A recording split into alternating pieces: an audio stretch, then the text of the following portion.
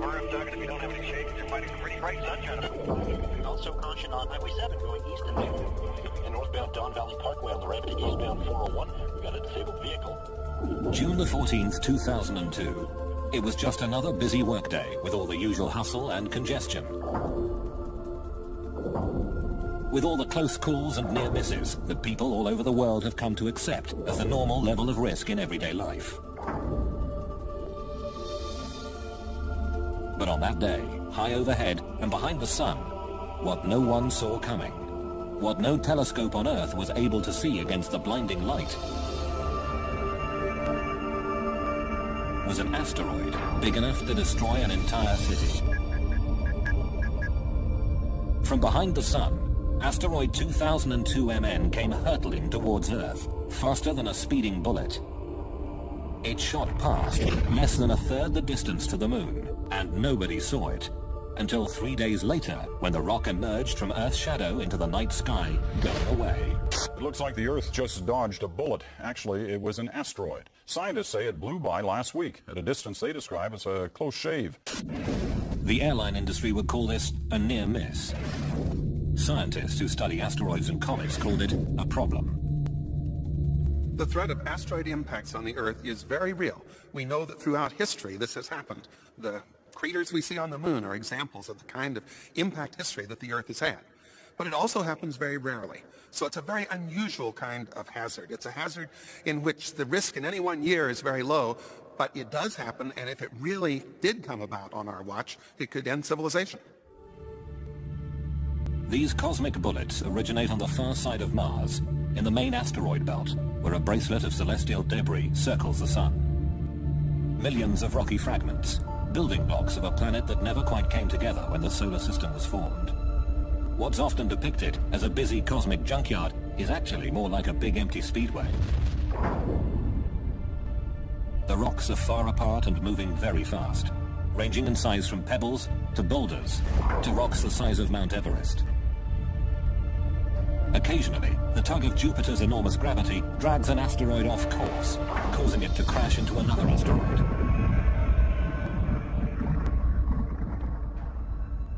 Some veer away into new orbits that cross the paths of Mars, Earth, Venus or Mercury.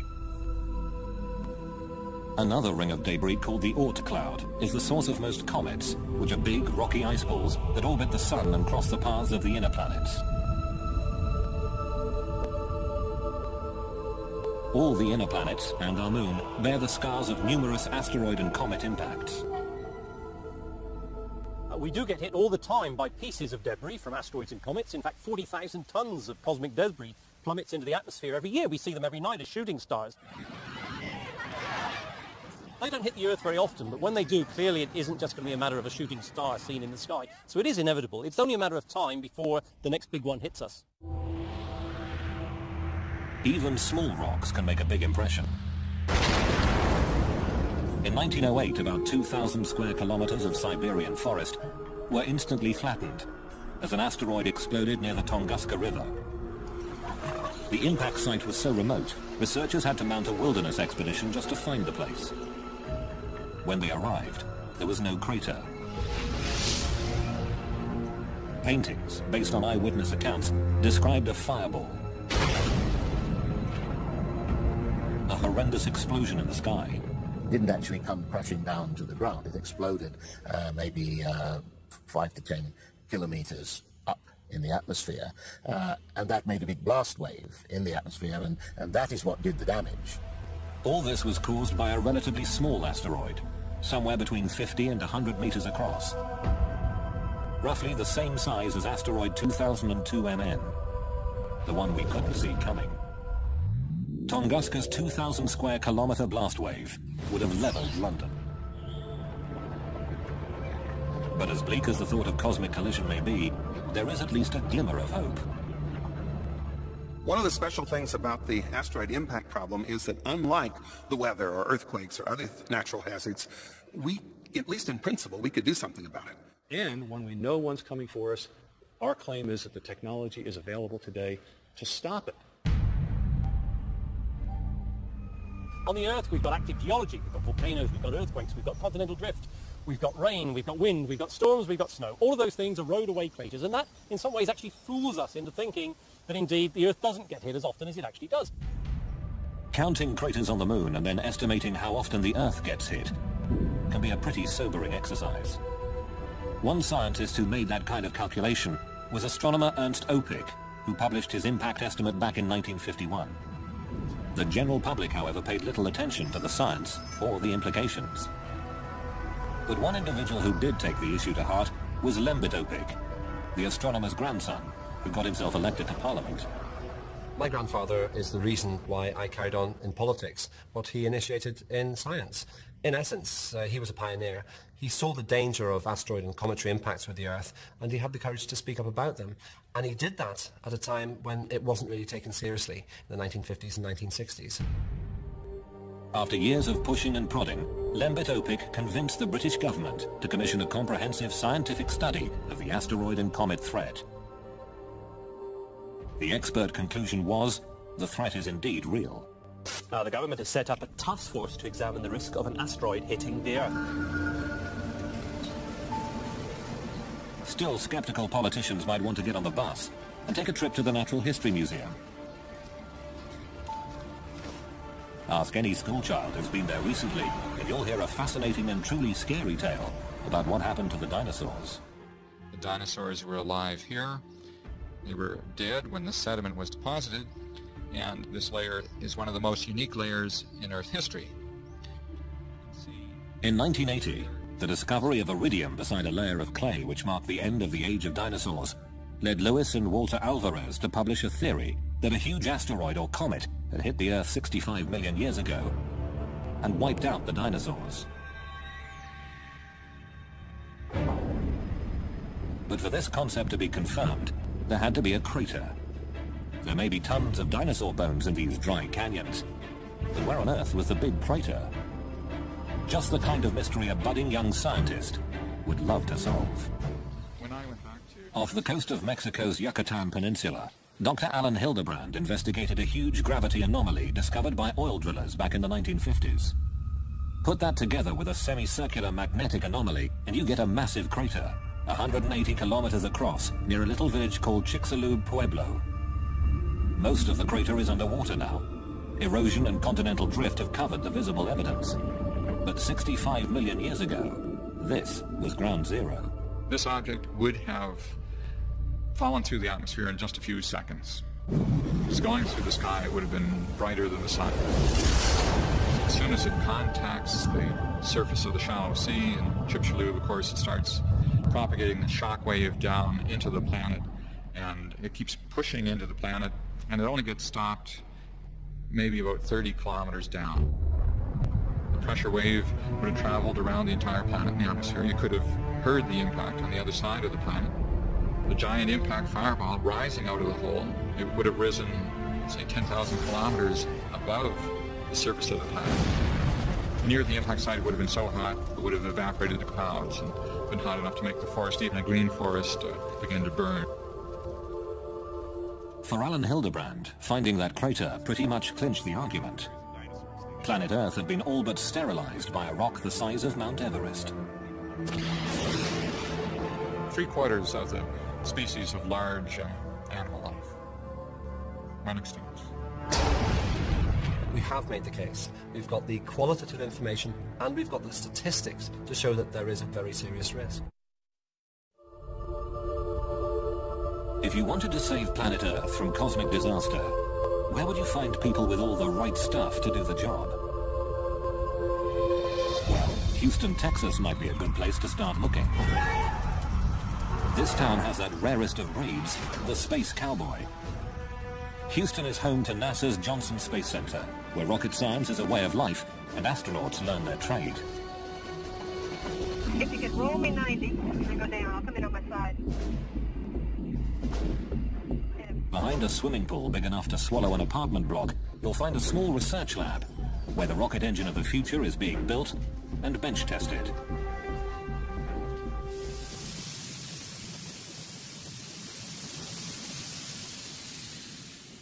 Yeah, very nice. Question is, how big is the plasma going to go from here to here? Dr. Franklin Chang Diaz is one of the lead researchers, as well as an astronaut with 7 shuttle missions under his belt. And in fact, there was a time in one of my flights where we got hit by very tiny micro meteorites, perhaps, or some sort of orbital debris, which made little tiny dents or little craters in the windows of the shuttle. First-hand experience with rocks in space gave birth to a new idea and a dual purpose to Chang Diaz's work here. His rocket engine has been developed for long-distance missions to Mars, or as far away as the icy moons of Jupiter. But it could also be used to push a dangerous asteroid out of harm's way. I am concerned enough to think that we need to not waste time arguing about it as to whether it's real or not. I think we need to move ahead and do them. Come on, baby, you belong to me. Sweet kiss.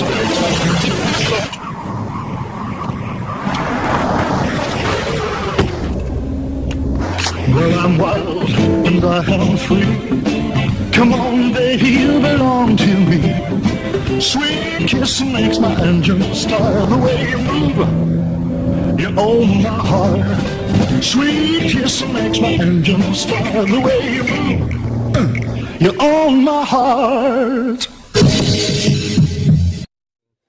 If this is a threat which has a very low probability, all it takes is one, and we are history. But before we can send a spacecraft chasing after a rogue asteroid, we have to know where to look for it.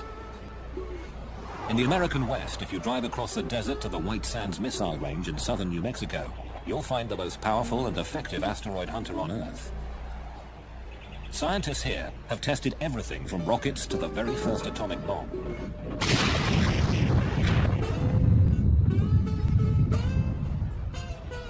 Today, across the valley floor from the Trinity bomb site, the US Air Force has installed one of the world's most advanced telescopes. This state-of-the-art technology was developed by MIT's Lincoln Laboratory as part of the Star Wars anti-missile defense system.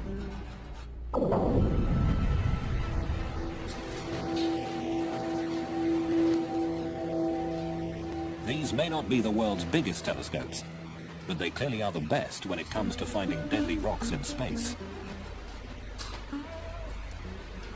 This is LINEAR, the Lincoln Near-Earth Asteroid Research Facility.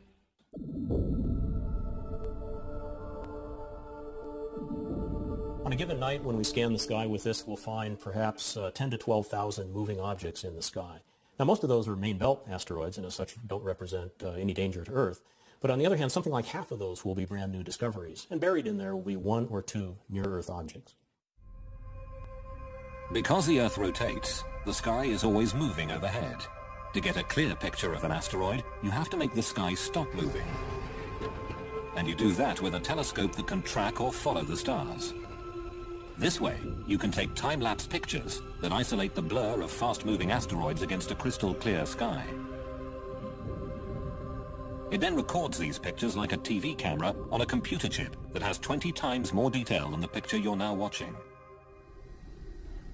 The linear computer deletes previously known stars and planets, leaving a less cluttered time-lapse sequence of the new discoveries. At the end of each night shift, Linear's thousands of new discoveries are emailed to the International Astronomical Union's Minor Planet Center at Harvard University. A team of only 3 scientists must cope with the avalanche of new sightings, searching for potentially hazardous asteroids or comets. Computers make a rough calculation of an asteroid's orbit, but it's up to Brian Marsden to estimate the level of risk. They may be reporting 50 or 60,000 observations from one night, and it takes a while to get through that. But so we look first at the fast movers and see if there's anything interesting there. H is equal to sine delta. We do sometimes get close to 70 or 80,000 observations a day, almost 1 per second. There are some days when we effectively have 1 observation per second. Even with fast computers, Marsden's team can make only a preliminary calculation of each asteroid's orbit. 5 shots in one night cover only a tiny segment of an asteroid's orbital path. You can't solve for the orbit completely from that, but the fact that you're seeing motion over a half an hour or an hour, something like that, does allow us to get a partial solution for the orbit. Refining the orbit gets complicated. When 2002 MN shot past, its trajectory was warped by Earth gravity, and scientists at NASA's Jet Propulsion Laboratory in Pasadena, California, had to add that to their calculations. Here's an animation I put together of the asteroid last year, which was discovered after it passed by the Earth. An elite team of mathematicians and celestial mechanics is now working full-time on a computerized warning system. Our orbit animation, you can see how when it returns out to the asteroid belt, the close approach to the Earth has changed its orbit, and it's no longer returning to the same place it started. Because 2002 MN will circle around the Sun and come past us again, the NASA Orbital Mechanics team will have to adjust the calculation in order to know whether it will ever pose a danger to Earth at some point in the future. So here we're zoomed in on the Earth-Moon system and we're looking down. You can see how close it came to the Earth. It went over the top. And how you can actually even see the bend in the trajectory. So it's a great example of how a close approach to the Earth, or in fact any planet, can be used to, or can significantly change in orbit.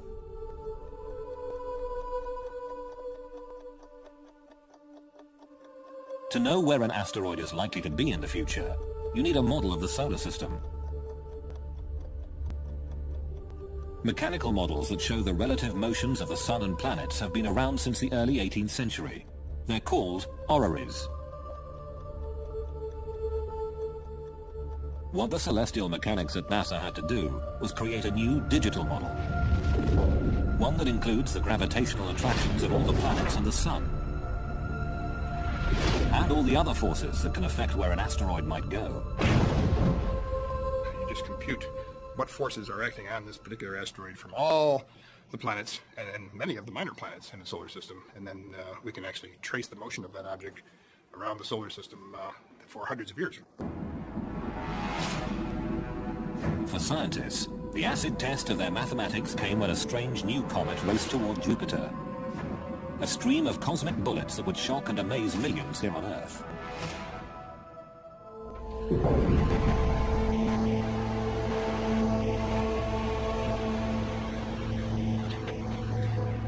In the spring of 1993, the eyes of the world turned almost in unison towards a doomsday rock like no other.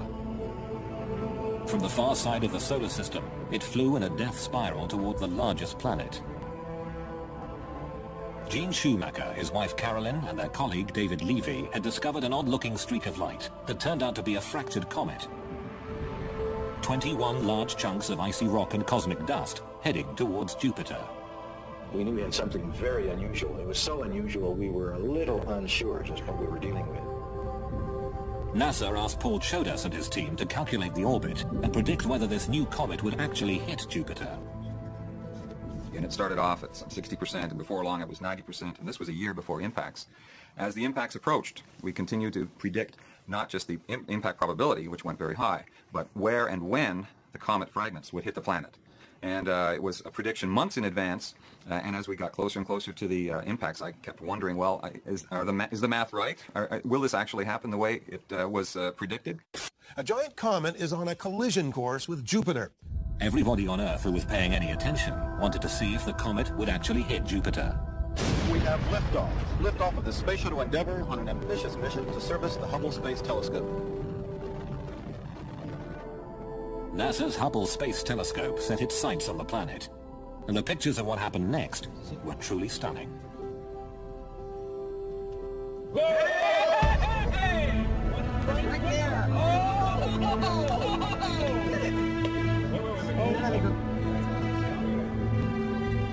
And then the impacts occurred. We were within minutes of getting the right answer on the time of impact, and the location of impact turned out to be just right.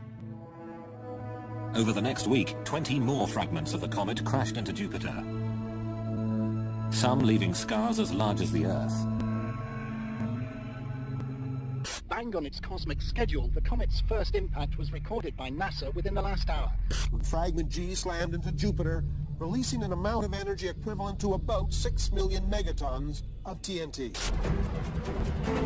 In the wake of SL9, a group of concerned scientists gathered in Italy for a brainstorming session. They created a brand new international organization called the Space Guard Foundation. Okay, I'm going to join. To promote the discovery and study of near-Earth objects. Some people imagine that there are lots of astronomers out there scanning the sky looking for incoming comets and asteroids, and that, of course, is not true. In fact, until recently, there was hardly anyone out there looking. It's going to glow for about a half an hour and set everything on fire around you. But whose job is it to defend planet Earth? Weapons scientists from the United States and Russia had already held a series of meetings and came up with their own ideas about how to deal with the impact threat. Blow off some material, you get a reaction, and it's permanently direction. The military establishment under Star Wars had created a whole lot of devices, or at least concepts, for weapons in space and devices in space.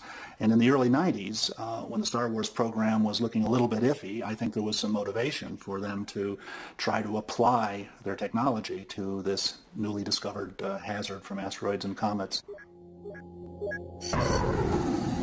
The military approach to the problem proved to be controversial. The notion of sending nuclear weapons into space generated an immediate backlash. Edward Teller was proposing that we blow up an asteroid to show that we could protect the Earth, and I thought that was a pretty crazy idea. Blowing up an asteroid with a big bomb has a lot of problems associated with it, violating treaties, taking a single asteroid and making a swarm of smaller asteroids. It seemed like it was more interest in bombs than it was a serious interest in defending the planet. For NASA, on the other hand, NASA obviously is the natural agency to discover the threat and the objects, but they say, no, planetary defense, that's a military obligation and not an obligation of NASA. Not NASA, not the military. Just when it seemed planetary defense was nobody's job, a tiny speck in the sky would set off doomsday alarms around the world.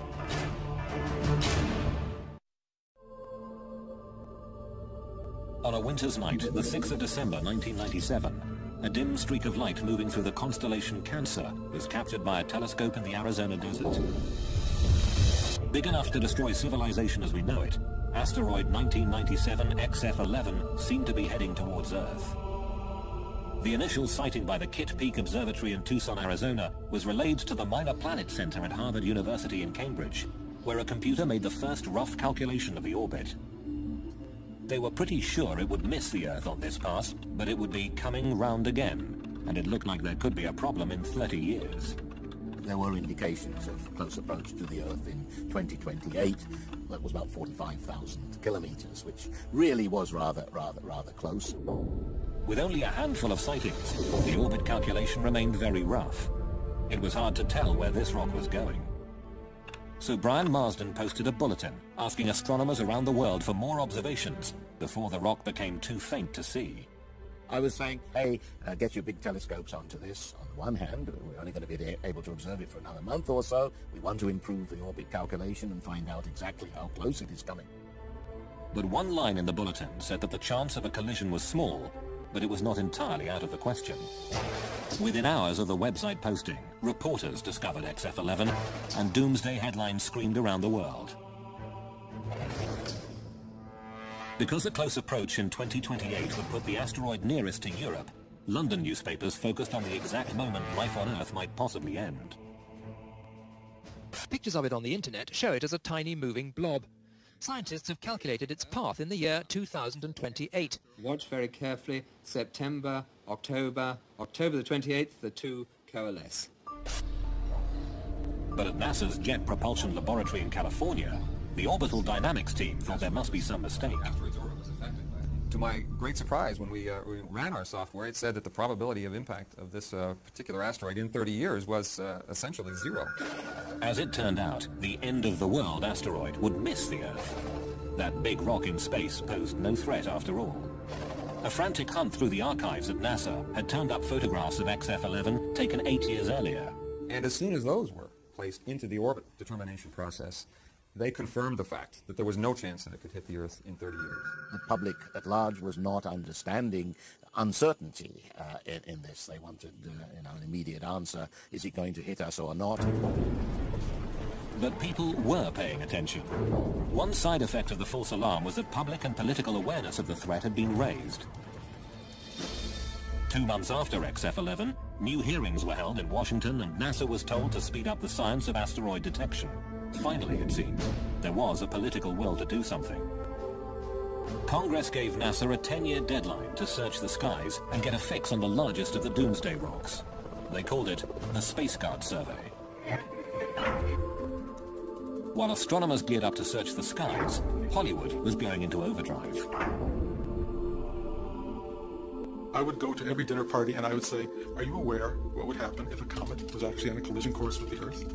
Oscar-winning screenwriter Bruce Joel Rubin was hard at work on the remake of a sci-fi classic. The new film, called Deep Impact, would be a Steven Spielberg production. When we arrived at our hotel in New York, the porter was so incredibly careless with our bags. And the room they gave us, it was beautiful. A broom closet. But the worst part was the shower. My wife drying herself with the Egyptian cotton towels. Shower curtain defined that whole vacation for her. Don't just visit New York. Visit TripAdvisor New York. With millions of reviews, a visit to TripAdvisor makes any destination better. Scientists work desperately to build this giant rocket, this modern Noah's Ark, to carry a few picked survivors of our doomed civilization. I think the thing that was hardest for me was the realization that people would have to be chosen to survive. Let's take the ship away from them! Come on! Probably a very, very small percentage of human beings would be left on the Earth able to survive something of the intensity of the comet that hit and destroyed the dinosaurs. So I felt making this movie is not just a mission to tell a good story, it's to change minds. It's to let people go, this is something real. This can happen to us. This movie is a wake-up call. It's not just a Hollywood movie, it is pointing at you.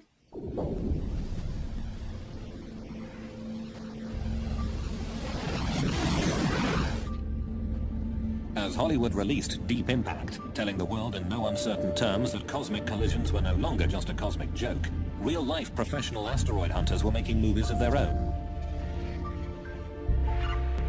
But instead of using cameras, they worked with delayed Doppler radar.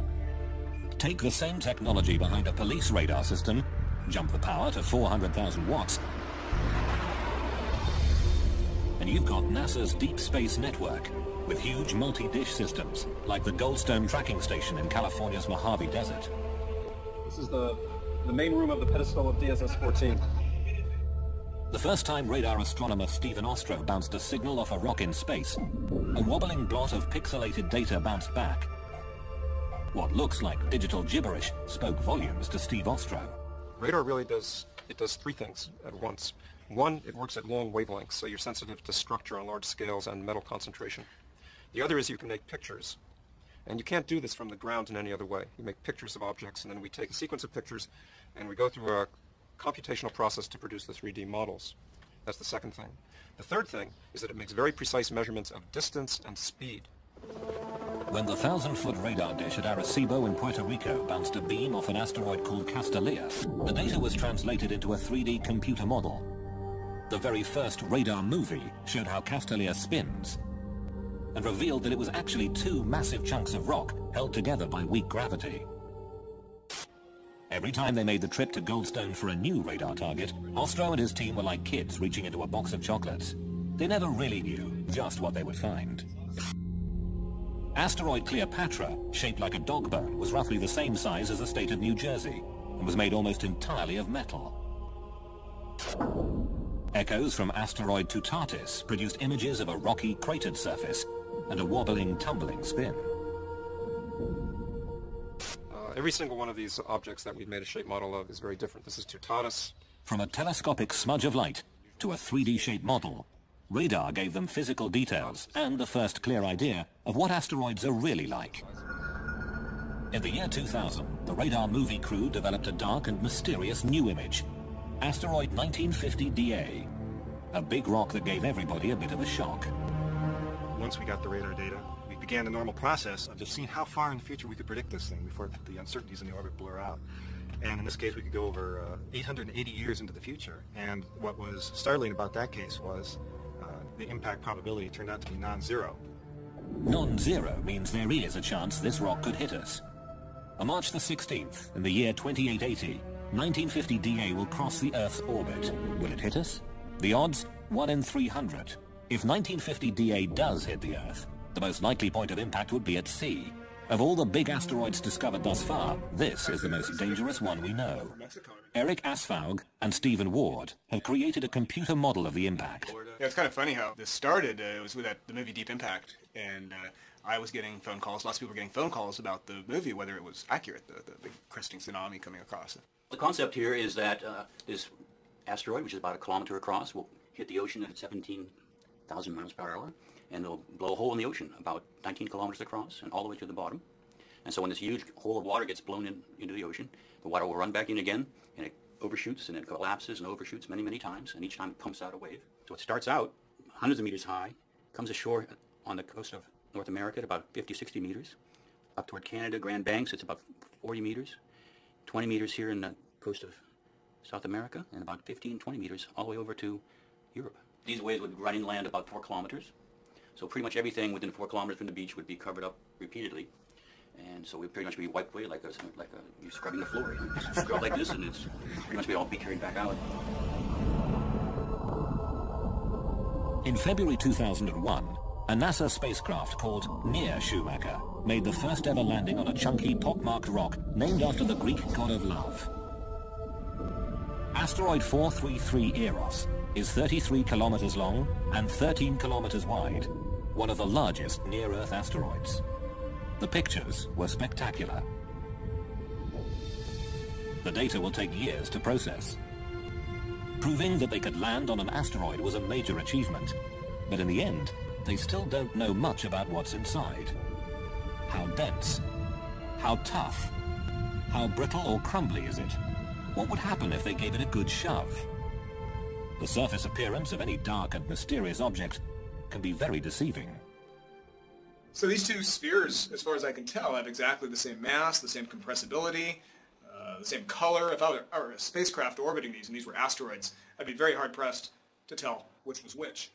Yet, if I dropped them from a height, and only one of them bounces, really illustrates the fact that one of these responds elastically, and one of these responds like a lump of clay. And it's critical to really go and find out what's inside before we even start thinking about moving these things around. When a 3D model of the asteroid Castellier got smacked in a computer simulation, a problem occurred. An impact with the same energy as the Hiroshima bomb turned Castellier into a pile of rubble, but did not deflect its trajectory in any significant way.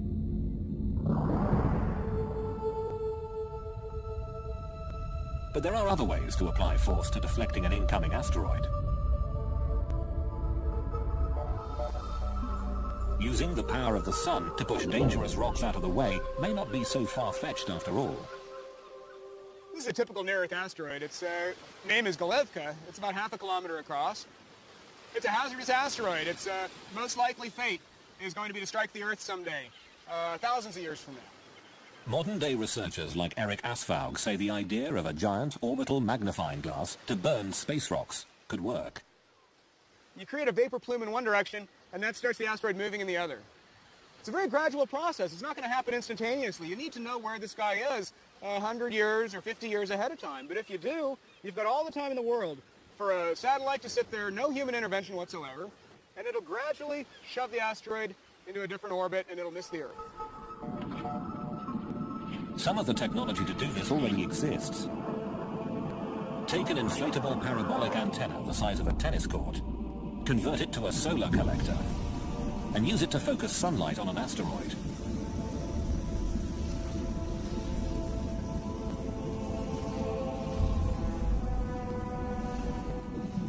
The Russians have built and are testing a giant sail that captures the minute pressure of sunlight.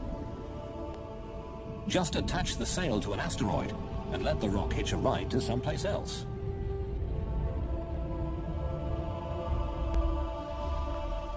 But using the sun to save the Earth means waiting for nature to do the work. If we don't see an asteroid until the last minute, solar power would be too little, too late. A nuclear electric plasma engine could push an asteroid out of harm's way. The rocket technology at this NASA lab in Houston, Texas, could provide the power for a space tugboat. A group of astronauts and aerospace engineers is designing the B612 mission to prove that asteroid deflection can be done with existing technology. These are rockets that have very tiny amounts of thrust, but they are so frugal in the use of propellant that we can keep the rocket going for periods of the order of a year. Building a better rocket engine is only the first step. Figuring out how to latch on to an asteroid, point it in the right direction, and push without losing control is the really tricky part. After years of research, NASA finally had it, the first complete draft of a plan, a demonstration mission, to save the planet.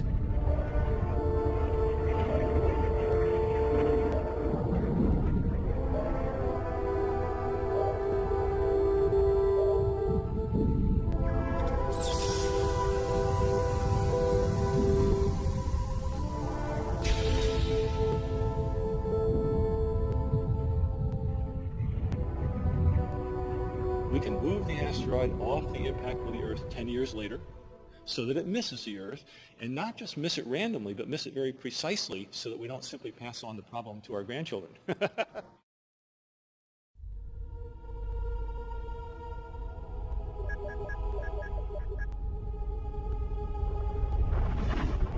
Midway through 2003, the Space Guard survey had reached the halfway point.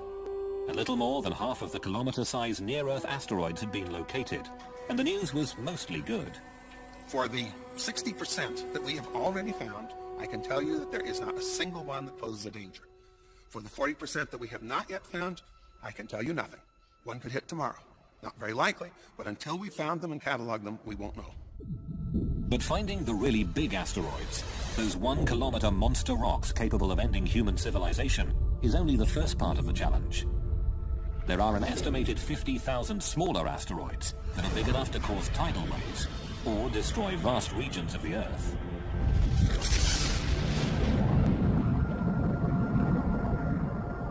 A 200-meter asteroid happens maybe once every 10,000 years, but that's like 600 megatons to 800 megatons exploding in one place. Recall the small 60-meter rock that exploded over Siberia in 1908? But even though it could have destroyed a city like London or New York, rocks that small are not included in the current Space Guard survey, meaning no one is officially looking for them. Which, of course, is the same thing as saying that chances are enormous that a Tunguska-sized object will find us before we even see it coming, as happened in 1908. That is likely to happen nowadays, that we won't see it coming. There has been talk of expanding the search to include smaller asteroids. It'll take more and bigger telescopes and, of course, more money. But until we do, we'll have no idea where those city-killer rocks are.